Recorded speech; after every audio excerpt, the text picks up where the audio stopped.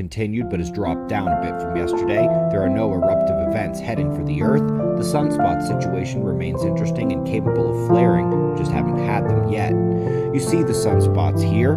Bigger one to the south is still the top watch. It's not just the biggest and containing the most umbra, but there's beginning to be the early signs of magnetic mixing in the middle. Red starting to encroach that trailing blue. We're eyes open for flares again today, as well as watching a decreasingly dangerous plasma filament situation. They just don't have the size and frequency to be a bigger watch than the sunspots at the moment. One good one there on the south coming in. Up next, just a quick note about a quake swarm astride Taiwan. On the day the Ethiopian swarm finally takes a breather, we see the Southeast Asian island beginning to shake.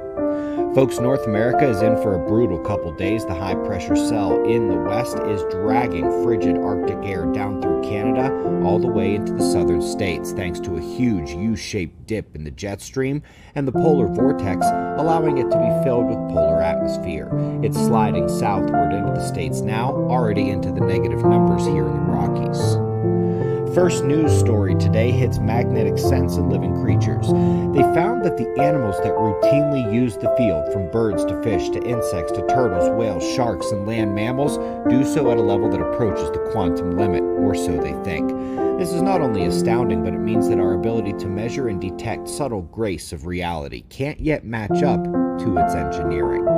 Last but not least, what a bombshell. How do you get climatologists to stop ignoring the thousands of studies suggesting it's the sun impacting our weather these days? Well, finish the race and show the final details of exactly how it all works.